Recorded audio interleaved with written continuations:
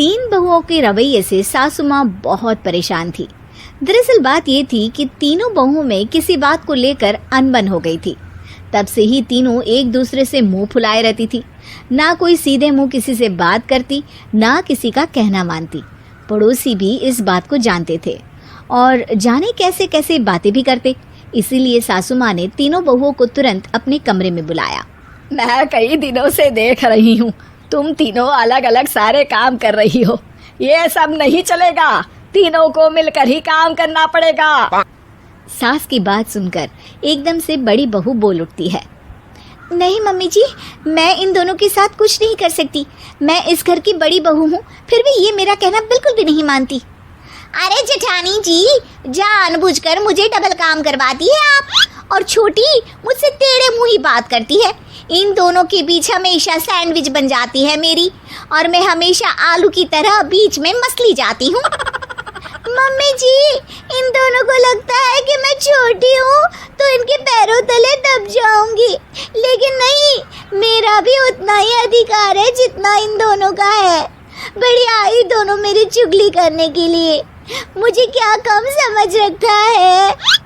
तीनों बहू एक दूसरे से बहस करने लगती है और सास दोबारा ये देखकर टेंशन में आ जाती है और सबसे कहती है, चुप हो जाओ, अब से तुम तीनों सारे काम एक साथ करोगी। आंख बंद करके एक दूसरे की बात सुनोगी। तुम तीनों इस बात को गांठ बांध लो, वरना अगली छुट्टियों में तुम्हारा अपना मायके जाना कैंसिल। सास की बातें सुनकर डर के मारे तीनों हामी भर देती हैं। जी मम्मी जी, मैं समझ गई।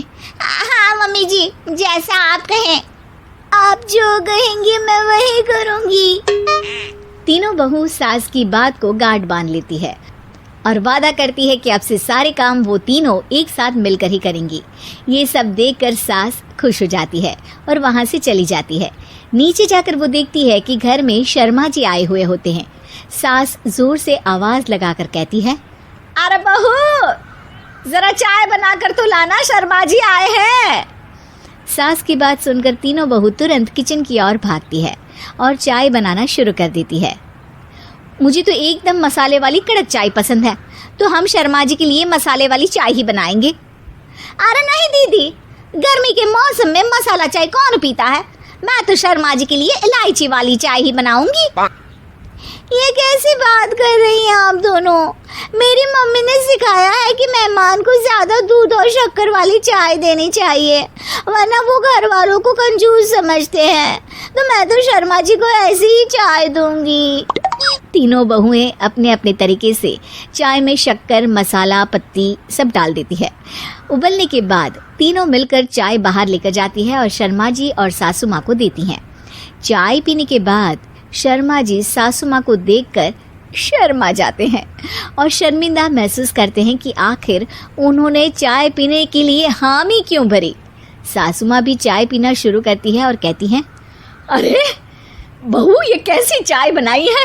चाय है या मीठे दूध की बासुंदी? हाँ, चाय अच्छी नहीं लगी क्या? कोई बात नहीं, हम पराठा बनाकर लाते हैं। चलो चलो अंदर। हाँ हाँ चलो। हाँ आती हूँ मैं भी। नहीं, मेरा पेट चाय ने ही चौपट कर दिया, वही काफी है। पराठे से पोपट नहीं करवाना, मैं तो चलता हूँ। शर्मा जी चुपचाप पतली गली से निकल जाते हैं। अगले दिन सास बहुओं से कहती है, अरे बहू, जाओ जाके ऊपर के गेस्ट हाउस की सफाई कर दो।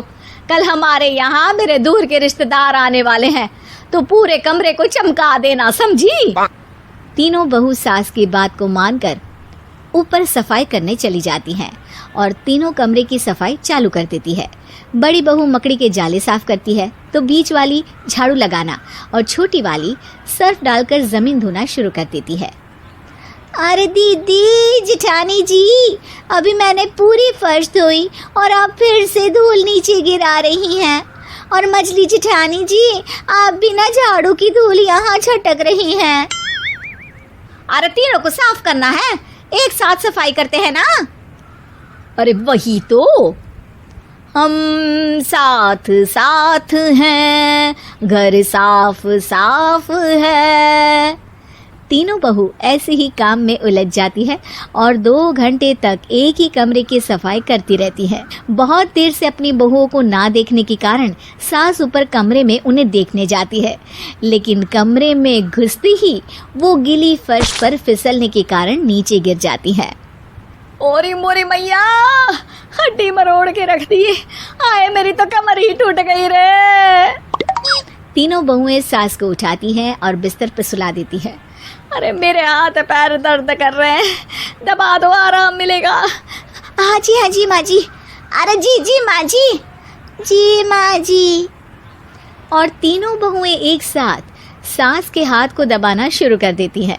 माँ की तो चीख ही निकल जाती है और नतीजा ये होता है कि सास के बचे हुए शरीर में भी दर्द उठ जाता है। हाय राम, ये क्या कर दिया तुम तीनों ने। अरे मेरी तो किस्मत ही फूटी है कि तुम जैसी बहुएं मुझे मिली। हे भगवान, पूरे शरीर में दर्द बढ़ गया है। अब तो पता नहीं कि चल भी पाऊंगी या नहीं। माफ करो, मुझे गलती हो गई मुझसे कि तुम तीनों को एक साथ काम करने के लिए बोला। सोचा था तीनों मिलके अच्छे से काम करेगी, लेकिन बड़े बुजुर्ग सही कहते थे कि 3 तिगाड़ा काम बिगाड़ा। तुम लोगों ने ये बात ना आज साबित करके दिखा दी। तुम तीनों को तो समझाना यानी मानो भैंस के आगे बीन बजाना है। तुम्हें अकेले अकेले काम करना है ना, तो अब से तुम अकेले ही अपना अपना काम करो। तीनों बहुएं वहां से जाने लगती है। अरे कहाँ जा रही हो? आप ही ने तो कहा कि अपना अपना काम करो, तो मुझे मुल्तानी मिट्टी लगानी है। अरे मुझे भी तो नेल पॉलिश लगानी है। मुझे ना मेहंदी लगानी है। सास अपना सर पीट लेती है और कहती है, अरे मुझे भी लगाना है कुछ। क्या माँ जी? तुम्हारे घर वालों को फोन तुम्हारी हरकतें बताने के लिए।